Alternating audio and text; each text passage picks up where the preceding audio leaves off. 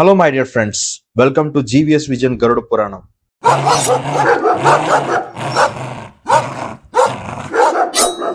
ఈరోజు గరుడ పురాణం అనేది మైలలో ఉన్నప్పుడు మాత్రమే చదవాలా లేకపోతే ఎప్పుడైనా చదవచ్చా అనే విషయాల్ని డిస్కస్ చేద్దాం. ఎవరైతే గరుడ పురాణాన్ని చనిపోయినప్పుడు మైలలో ఉన్నప్పుడు మాత్రమే చదవాలి, మిగిలిన సమయంలో చదివితే అది మంచిది కాదు అని అంటారో వాళ్ళు ఈ విధంగా ఆలోచించండి. ఒక మాంసాహారి ఉన్నాడు అనుకుందాం. అతడు ఒక జీవిని చంపి లేదా చంపిన జీవిని కొనుక్కొని తిని దాని యొక్క శవాన్ని తన కడుపులోనే పెట్టుకొని ఉంటాడు. ఆ జీవికి లేదా ఆ వ్యక్తికి మైలు లేదు అంటారా? పోయిన ప్రాణి చచ్చి తన పొట్టలోనే ఉన్నప్పుడు తన పొట్ట శ్మశానం కాదంటారా?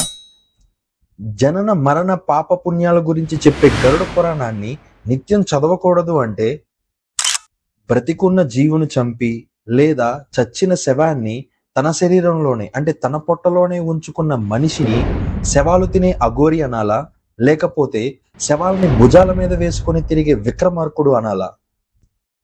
ఏది మంచి ఏది చెడు అని చెప్పే గరుడ పురాణాన్ని నిత్యం చదవకూడదు, కేవలం మైల సమయంలోనే చదవాలి అని ఆలోచించేవారు ఒకసారి ఈ విషయం గురించి కూడా ఆలోచించండి.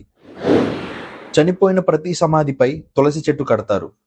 అలా అని తులసి చెట్టు ఉన్న ప్రతి ఇంట్లో దోషం ఉంది అని చెప్పి ఆ తులసి చెట్టుకి పూజ చేయడం ఆపేస్తారా?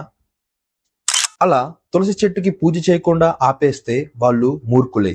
అదే విధంగా గరుడ పురాణం అనేది నిత్యం చదవకూడదు, కేవలం మైలలో ఉన్నప్పుడు మాత్రమే చదవాలి అనుకునే వాళ్ళు కూడా మూర్ఖులే. గరుడ పురాణాన్ని నిత్యం చదువుకోవచ్చు మై డియర్ ఫ్రెండ్స్. దానివల్ల ఎవరికి ఎటువంటి హాని అనేది జరగదు. ఎందుకంటే గరుడ పురాణాన్ని నేను కూడా మీకు నిత్యం చదివే చెప్తున్నాను. గరుడ పురాణం అనేది ఒక వేద విజ్ఞాన శాస్త్రం. దానిలో ఉన్న చాలా విలువైన సమాచారం మనం జీవించడానికి ఎంతో సహాయపడుతుంది. ఏది తప్పు ఏది చెడు అని తెలుసుకోవడం వల్ల ఆ తప్పుని చేయకుండా ఆ చెడు పనిని చేయకుండా మనం జాగ్రత్త పడితే జీవితంలో చాలా పుణ్యాన్ని మనం సమకూర్చుకున్న వాళ్ళు అవుతాం. సో ఏది మంచి ఏది చెడు అని తెలుసుకోవడం కోసం గరుడ పురాణాన్ని నిత్యం చదవడం చాలా అవసరం. కాబట్టి గరుడ పురాణం అనేది నిత్యం చదవడం వల్ల ఎటువంటి తప్పు లేదు, ఎటువంటి హాని జరగదు. ఫ్రెండ్స్, ఈ వీడియో మీకు నచ్చినట్లయితే లైక్ చేయండి. నేను చెప్పిన విలువైన విషయాలని మీ ఫ్రెండ్స్ కి ఫ్యామిలీ మెంబర్స్ కి తెలియజేయాలనుకుంటే ఈ వీడియో లింక్ ని షేర్ చేయండి. మళ్ళీ నెక్స్ట్ వీడియోతో కలుస్తాను.